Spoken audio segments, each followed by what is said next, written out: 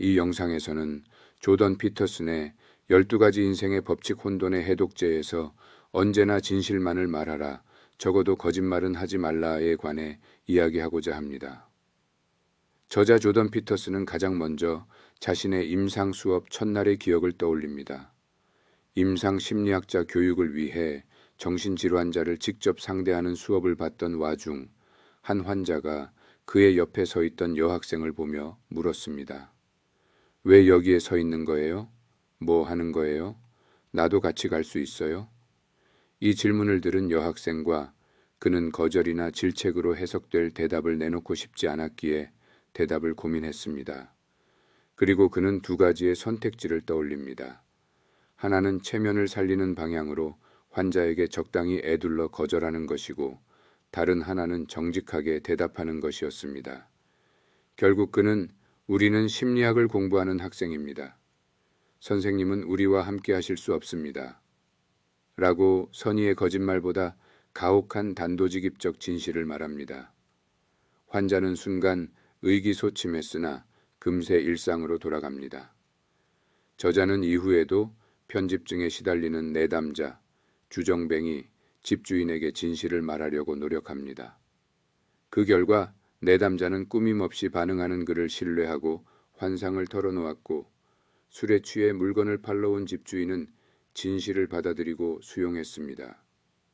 쉬운 길을 택하는 것과 진실을 말하는 것, 이 둘 사이에서의 선택은 삶의 과정에서 항상 함께하는 서로 다른 길이며 완전히 다른 존재 방식입니다. 저자는 어느 길을 선택하느냐에 따라 삶이 완전히 달라진다고 말합니다. 정보 조작이란 의도를 전달하려는 목적으로 다른 사람들에게 영향을 미쳐 그들을 조종하려 할 때 쓰는 수법을 말합니다. 그 예로는 신념을 강요하거나 책임 회피, 냉소적 태도의 합리화 등이 있습니다.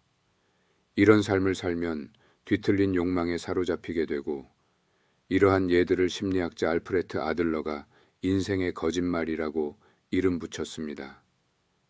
인생의 거짓말은 인식과 생각, 그리고 행동으로 현실을 조작하려는 시도로 욕망을 채우기 위해 미리 계획한 한정된 결과만을 얻을 수 있습니다. 이에 의지하는 삶은 현재의 지식으로 선별한 좋은 것들이 미래에도 계속 좋을 것이라는 전제와 현실 세계는 있는 그대로 두면 힘든 곳이 된다는 전제를 바탕으로 합니다. 이를 충족하려면 현실 세계란 본질적으로 견딜 수 없는 것이고, 현실이 조작하고 왜곡될 수 있는 대상이어야 합니다. 그렇게 생각할 수 있을 만한 교만과 확신은 합리성에서 발전됩니다.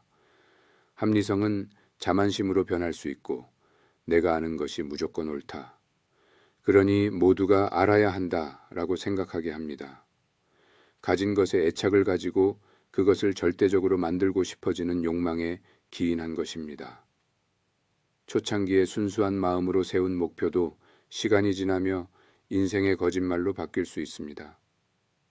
예를 들어 이념적 지도자들은 처음에는 순수한 마음이었을지라도 합리성이 자만심으로 바뀐 후에는 지나친 단순화와 왜곡을 하고 자극적인 하나의 구호를 선택하기도 합니다.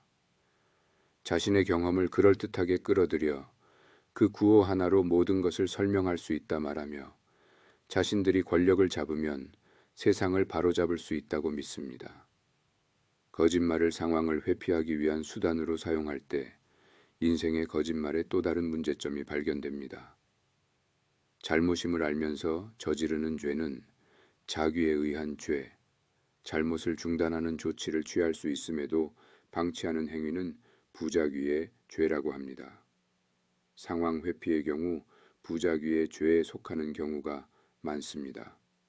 어떤 부당한 권위에 의문을 제기하지도 불평하지도 않고 부작위의 죄를 지며 눈에 띄지 않게 애쓰는 사람이 있다고 할 때 이 사람은 원하는 것도 필요한 것도 얻지 못하게 됩니다. 원하는 것을 얻으려면 속내를 드러내야 하기 때문입니다.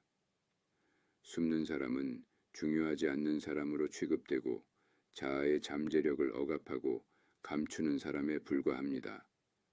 자신의 진실된 모습을 감추고 잠재력을 감추면 미완의 상태에서 벗어날 수 없습니다. 자기 생각을 당당히 말하고 새로운 것에 도전하며 자유의지의 도전과 지식 획득, 그를 바탕으로 한 새로운 자아의 형성을 이루어 삶을 미완의 상태에서 진전시켜야 합니다. 또한 속마음을 감추고 거짓을 말하며 행동하면 의지가 약해지고 역경을 이겨내지 못하게 됩니다. 역경은 삶에서 필연적인 것이므로 피할 수가 없습니다. 역으로 그렇기 때문에 거짓을 택하는 잘못된 선택을 하게 만들기도 합니다. 어떤 냉소적이고 수준 낮은 철학은 왜곡으로 현실을 개선할 수 있다고 주장합니다. 여기서 의도적 무시라는 최악의 거짓말이 발생합니다. 계획을 진행하는 동안 실수가 있었음을 인정하지 않는 것입니다. 실수나 오류를 무시하고 싶은 유혹에 빠져 제대로 처리하지 않고 덮어버리는 존재 방식을 실존주의 철학에서는 비본래적인 것으로 이해합니다. 실수를 저지르고 그에 대한 책임을 회피하는 순간에는 그 사실을 분명히 의식하므로 의도적 무시를 무의식이나 억압의 탓으로 돌릴 수도 없습니다. 미친 사람만이 똑같은 일을 반복하면서 다른 결과를 기대한다. 알버트 아인슈타인이 한 이 격언처럼 변화 없이는 나아갈 수 없습니다. 실수를 인정하고 그 진실을 받아들이기 위한 희생을 치러야 비로소 우리는 앞으로 나아갈 수 있습니다. 정직함으로 지상의 낙원을 세우려는 시도는 번번이 실패할 것이나 정직함은 삶과 관련된 고통을 견딜 만한 수준으로 낮출 수 있습니다. 합리성은 자체의 고유한 능력과 그 능력으로 만들어낸 것을 미화하고 싶은 유혹을 받습니다. 지금 알고 있는 것을 절대적 지위에 올려놓고 싶은 유혹에서 벗어나지 못한다는 약점을 통해 합리성이 모르는 것은 중요하지 않은 것으로 치부합니다. 실수하고도 변하지 않는 완고함은 사람들을 함께 끌어내려 점점 추락하게 하고 참혹한 고통을 겪게 합니다.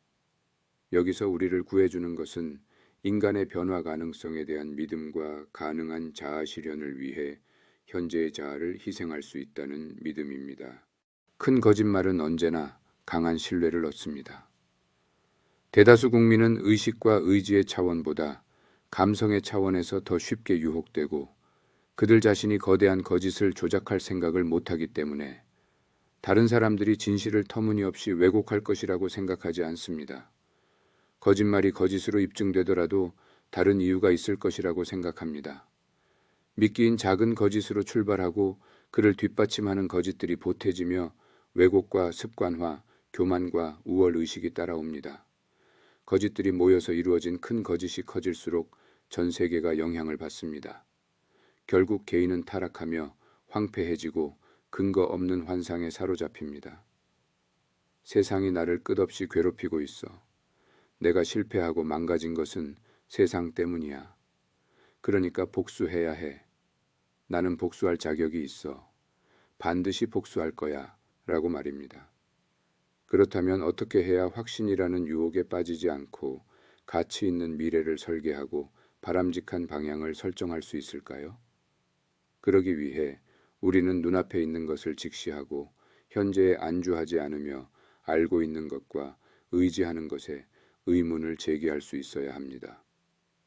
또 야망을 품고 인격과 능력의 향상을 도모해야 진실이 밝혀질 때마다 그 진실에서 비롯되는 갈등을 받아들이고 해소하며 목표를 변화시켜 더 지혜로운 새로운 목표에 도달할 수 있습니다. 이 과정에서 절대 거짓말을 하지 말라고 저자는 강조합니다. 특히 당신 자신에게는 진실은 현실을 가장 살기 좋은 곳으로 만듭니다. 진실할 때 과거는 진정으로 지나간 것이 되고 미래의 가능성을 활용할 수 있습니다. 진실은 구호도 이데올로기도 아니고 오히려 지극히 개인적이라 오로지 당신만이 말할 수 있습니다. 당신의 개인적 진실을 파악한 뒤 당신 자신과 다른 사람에게 신중히 그리고 명확하게 전달하면 현재의 믿음 체계를 유지하면서도 확실한 안전과 풍요로운 삶을 누리게 될 것이고 더 나은 미래를 만들어가기도 할 것입니다. 우리가 삶의 필연적인 비극에 맞닥뜨리더라도 우리는 모두 어떻게든 견뎌내야 존재할 수 있습니다. 그러므로 당신의 삶이 꿈꾸던 것이 아니라면 진실을 말하도록 노력해 보아야 한다고 저자는 말합니다.